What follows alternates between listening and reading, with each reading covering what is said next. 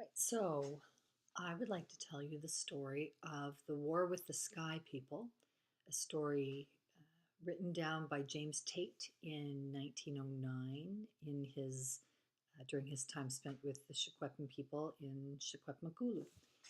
So this story is at a time occurs like with many stories, we arrive somewhere in the middle of the story, and so at the time this story begins, there's been a time of great famine, and the fish people and the bird people, who have often been at war with each other, so the two earth communities, have decided to go to war against the sky people, where they're hoping to find resources.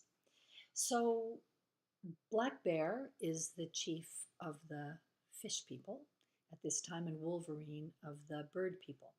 So all the warriors of both sides are gathered together, and they spend time trying to figure out a plan, using their strengths to try and shoot arrows up to the sky or to fly up to the sky. But none of the birds can get high enough, and none of their warriors can get their arrows high enough. Until finally, Wren, the smallest of the birds, takes aim and shoots her arrow and sticks it into the sky. Then the next smallest bird takes aim at Wren's arrow and manages to thunk that arrow right into the tail end of Wren's arrow. And then warrior after warrior launch their arrows into this target, and gradually, one by one, they build a chain of arrows from the sky back down to the earth. And so the warriors, fish and bird alike, ascend and head up the chain of arrows to the sky. They leave behind the two leaders, Wolverine and Black Bear, at the bottom to guard the ladder and protect it while they're gone. Now the battle at the beginning is going well, and things seem to be that they'll be victorious. At the bottom of the ladder, Bear and Wolverine, waiting around, not too much happening, start conversations about the size or the appearance of each other's tails.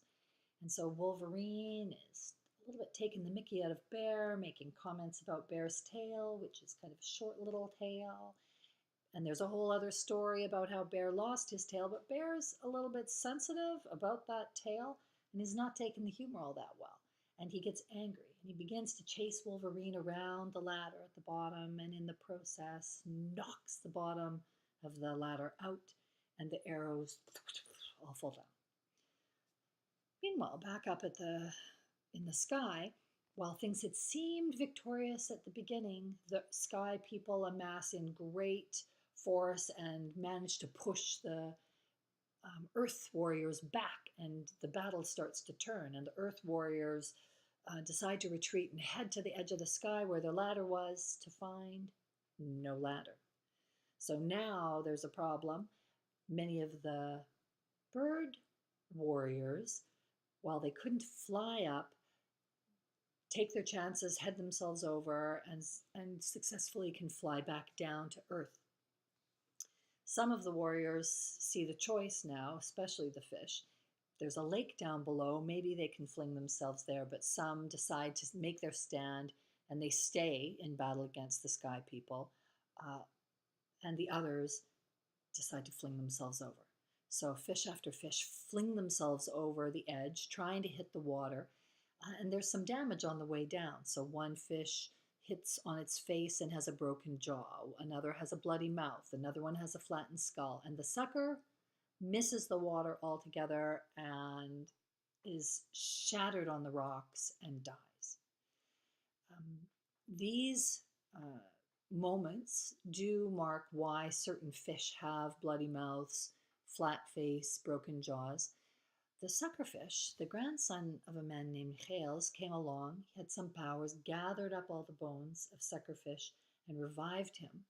But it's why we can see in Suckerfish's body the remnant story of the fractured bones throughout his body that make him not really edible.